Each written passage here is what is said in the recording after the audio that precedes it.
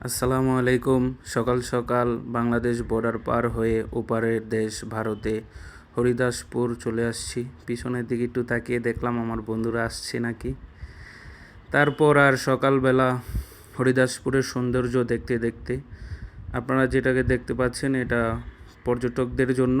এখানে ডাক্তার সব কিছুই আছে, আবাসিক হোটেল, খেলাধুলা করার জন্য জায়গা আছে, ক্যারাম বোর্ড আছে আরও এটসেট্রা। আমরা সকাল সকাল বনগাঁতে যাওয়ার জন্য হরিদাসপুর থেকে একটি গাড়ি করে যাব। ততক্ষণে আমাদের টিমমেট আসছে না, বসে আছি। গাড়ি এক জোগাড় হয়ে গেছে, গাড়ি নিয়ে এখন যাচ্ছি আমরা বনগাঁর উদ্দেশ্যে। বনগাঁ রেল স্টেশন থেকে ওখান থেকে আমরা শিয়ালদা স্টেশন যাব।